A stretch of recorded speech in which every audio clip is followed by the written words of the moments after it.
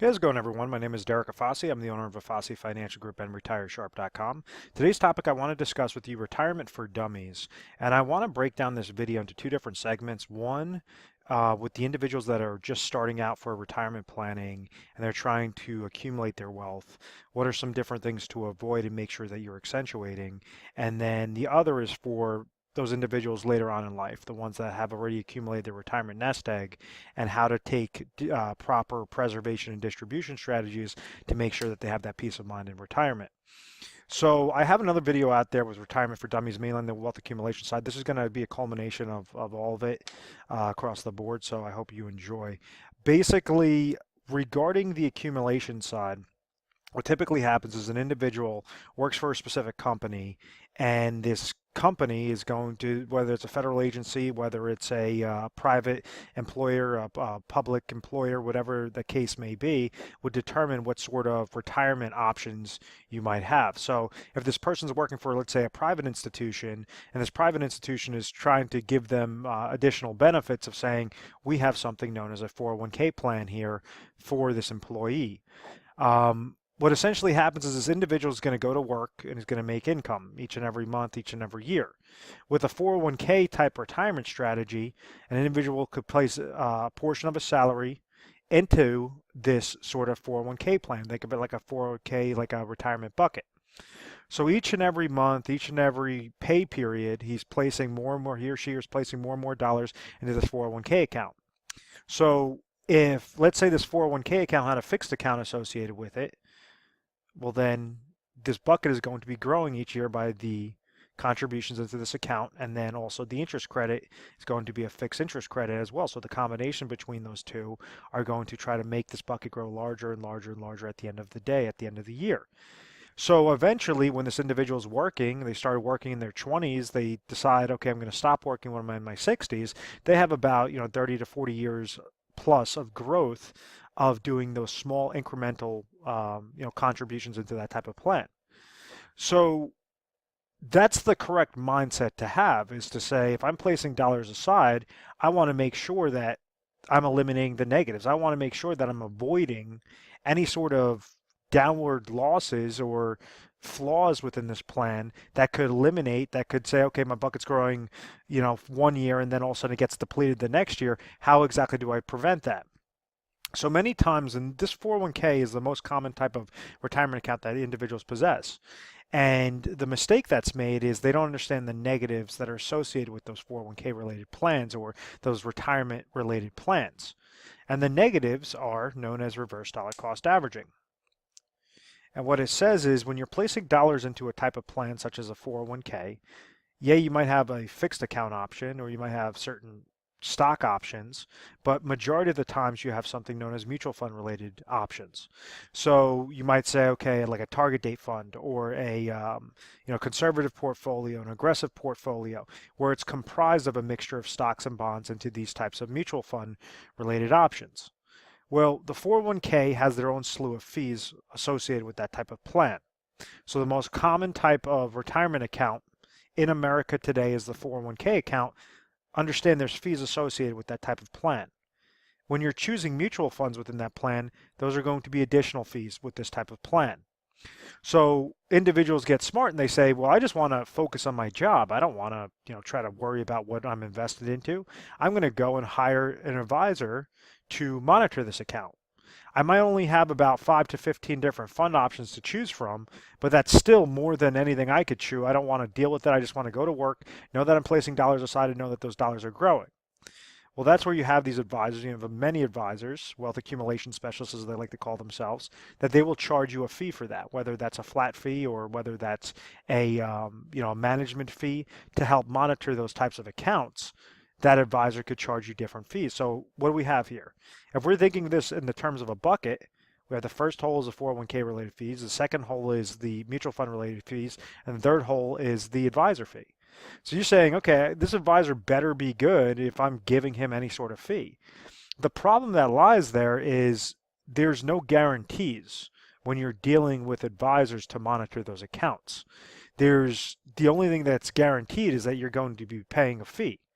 The fourth negative with this is a downward market loss potential. So when somebody's in their 20s and they're starting to accumulate monies for retirement, they're looking and they're saying, okay, well, I understand that mutual funds or, my different options might be tied to the market, and historically the stock market has always gone up. Well, whenever that market goes down, you have to incorporate that negative to the account. So, like in 2008 was a prime example, individuals had mutual fund related options that were tied 100% to the market. So, when the market had that large shift, you had individuals that were saving dollars, saving hundreds of thousands of dollars into their 401k account throughout the years. And because of that one shift, let's say if they had $800,000 in their 401k account, they left that year with $400,000 into their 401k account. It was that minus 50% loss that had such an impact on those portfolios. So this loss is a huge deal. Yes, the advisor could help mask that loss and they could give you great recommendations on, potentially having that loss based upon what your risk tolerance is. But the downside is if the market's going to go down, the market's going to go down. There's nothing that that advisor could do about it. And that's why they're trying to tell you to invest in the long term, invest in the long term. My whole concept behind this is if there's a way that you could set up a plan to eliminate these different types of fees and have positive interest credits when the market goes up and not lose anything when the market goes down, well then you're incorporating the power of compound interest in a positive direction. So when we're looking at the bucket theory and we're placing dollars into a specific type of plan, well, what's there a way that we know this interest credit is either going to be positive or is either going to come back at 0%? Is it going to be positive or is it going to come back at 0%? Now, both ways could get you to that finish line. Both ways could get you a nice, consistent growth pattern to your account. The difference between a safe, consistent way and a guessing way is yes, the big question mark, the guess might be able to get you higher growth potential, where the consistent way is just you're going to be slightly treading. You might have 10% one year, 12% another, 4% another year, 0% another. Well, this one might gain, 20%, 16%, minus 25%, and it'd be all over the place. So, obviously hindsight's 2020. You want to be able to avoid any downward market losses, but when you do that, when you try to say I'm going to time out the market, what you're doing is you're saying I have to rely and take my money out of the market, place it into something that's fixed, and then also you have to be right twice essentially. You have to make sure that you're placing it back into the market when the market's at a low. And time again, it doesn't matter how great this financial advisor is or this wealth accumulation specialist is, that's very hard to do. It's very hard to determine. You have 10 million different, mouths that are telling you, okay, this might be happening with the market. So that's why I like those safe, consistent patterns with specific retirement vehicles or retirement supplemental vehicles. Let me clear off the screen because it's looking a little sloppy here. So to reiterate, we understand that there's negatives associated with retirement accounts. There's, advisor fees, 401k related fees, mutual fund related fees, and the potential of downward market losses. So, but understand 401ks still serve a purpose. They're an incentive for an employee to stay at a specific company. So rather than, you have an individual that's working for company ABC and they might be paying this person, $100,000, but providing them with a 5% match on their 401k, as opposed to, company XYZ that comes around and wants to now give this person $102,000 of a salary, but does not offer any sort of retirement benefits. It might make sense to stay with that company with the 401k because they're providing you free money on anything that you're placing into. It's basically because you're saving your monies into a 401k plan, they're incentivizing you to do so, and they're going to give you a match. So therefore, if this person places 5% of their salary into a 401k plan, the company is also going to match them 5%, meaning $10,000 is going to go into the plan, as opposed to this company, if they offered a 401k with no match, well, this person will be placing $5,000 into the plan, 5%, and there will be no match. It'll only be $5,000 going into that bucket. So the employer match is fantastic regarding 401k plans. The downside is the negatives that individuals just don't really care to, worry about, and they just want to see their accounts go up, go up, go up. So some of our recommendations, they require utilizing insurance-based products for that safety and that consistent growth. What I mean by that is you could use, depending upon your age and really depending upon your situation, if you have a little over a 10, 15-year time horizon that you want to retire, there's ways on how you could leverage your 401k plans, make sure that you're placing in the exact match, make sure that you have everything correlated to exactly what your risk tolerance is on one side, and then you could utilize an overfunded cash value plan known as a retirement insurance contract, an overfunded IUL, but it has to be set up a specific type of way that you're able to shove a portion of your salary into a type of plan and grow out cash value to give you tax-free growth, tax-free income, and leave a tax-free death benefit to your beneficiaries that are not susceptible to 401k related fees, not susceptible to mutual fund related fees, not susceptible to the different advisor fees, and most importantly, the downward market loss potential that really impacts retirement accounts. So that is what I use for my own money. It's because it gives me peace of mind, it gives me safety, it gives me consistency. If I want to retire before the age of 60, I could do that with those cash value plans. But to each his own. Some people like to be super aggressive. Can I go and throw my dollars into speculation? And do I think I'm, savvy enough to manage my own funds? Of course. But I like to have that peace of mind. I like to have those floors of 0% when the market goes down, cap rates up to as high as 17% whenever the market goes up based upon the indexing strategies, based upon the product lines.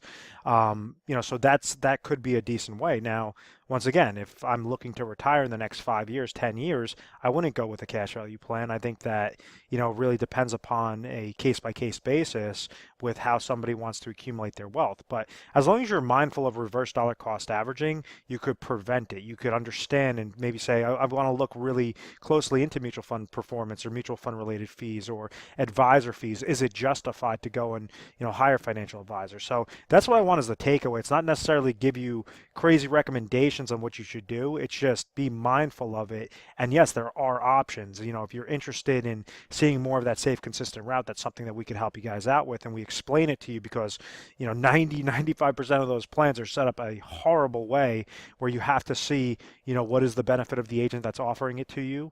What sort of compensation do they receive? And then how is the plan structured properly to make sure that they're not placing you in a product just to get a bunch of commissions and you're never going to hear from them again. You want to make sure that you're stripping away any sorts of costs, any sorts of expenses, so you have nice accumulation into those plans at all angles. So now what happens to individuals that say, okay, well, I want to retire in the next 10 years, 12 years, 5 years, 2 years. What happens with all those individuals? Well, they're probably going to have a whole slew of different retirement savings saved up, whether that's in 401k monies, IRA monies, 403b monies, their savings plan monies, 457s, regular cash accounts. However that's segmented, make sure that you're positioning those dollars properly. You're not going to commingle cash and IRA related accounts because you're going to have certain taxation and certain tax penalties with those accounts. So always be mindful, make sure that you're segmenting them properly from qualified retirement accounts to non-qualified accounts. Now, if we go through an example, how could somebody properly retire if they've saved up their retirement savings, if they have proper retirement savings? And it all breaks down to the three main criteria. It goes by income sources.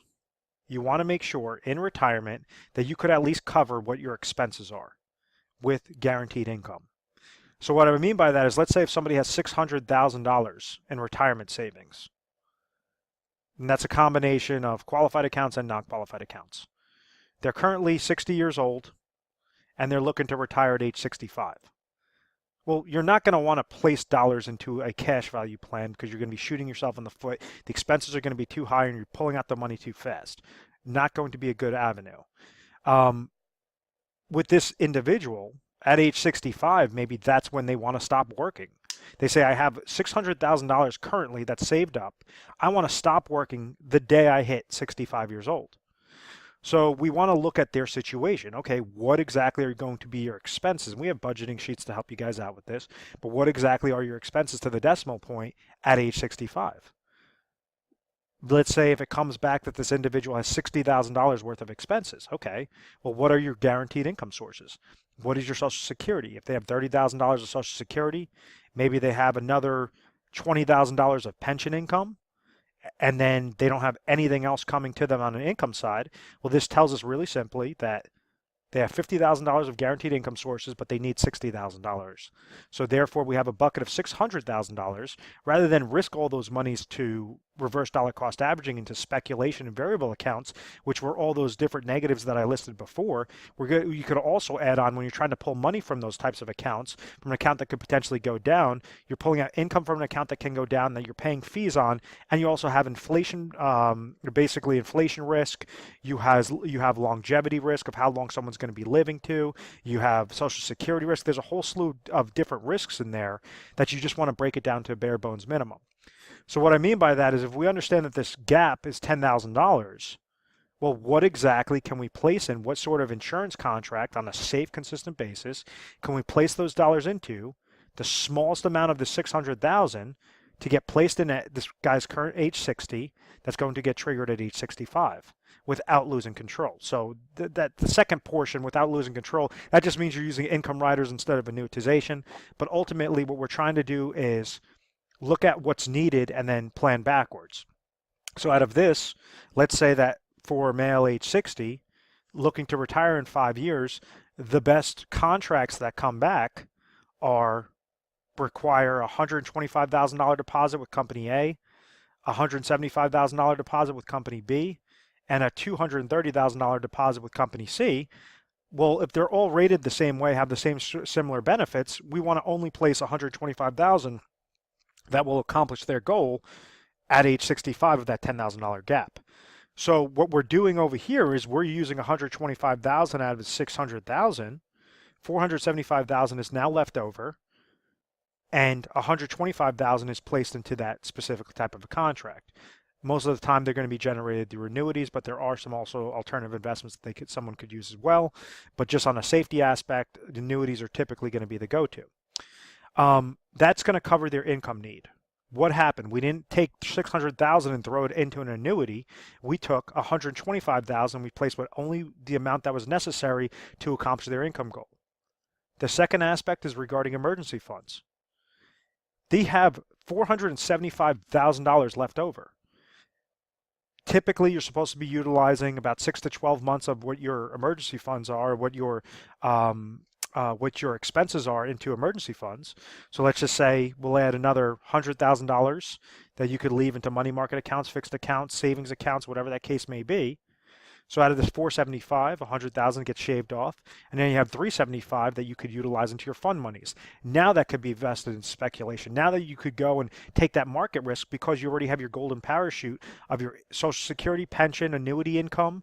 You have your substantial amount of emergency funds, and then this last aspect is for inflationary protection. Whether that means laddering more annuities to give you step-ups in income every few years, you could accomplish that goal that way. So instead of using $125,000, maybe you're using $175,000 in different annuity products, or you could just try to grow that account to make sure that it's beating out the pace of inflation, and set it up that way. So I'm going to clear off the screen. So I just wanted to give you just some honest feedback, some different things that we get whenever we get calls in, every day on a national basis. These are some different things that come up. And when you're looking at the 30,000-foot view, how exactly can you break it down most simplistically? What exactly do you guys have? What is your current situation? And then how can you plan accordingly? How could you be most efficient with your plan? And that's why we always recommend in every video, we say, call our 1-800 number for any help. 1-800-566-1002. What you could expect is you're going to be speaking to an assistant. You call 24 hours a day, 7 days a week. Someone will pick up, and they're going to ask you, what you're calling in for, and then they're going to transfer you over to a specialist. When you're speaking with that specialist is going to ask you a slew of questions to try to understand your situation better. And then based upon what you're currently doing, they might recommend just stay put. Don't make any changes whatsoever. You're going to get to that finish line successfully, or we might have to give you some recommendations to make sure that you're leveraging your assets better, you're positioning yourself better, so that ultimately you could be confident in your retirement. We're A+ rated on the Better Business Bureau. We've always had very good reviews. We've never had any complaints. It's because of this methodical process.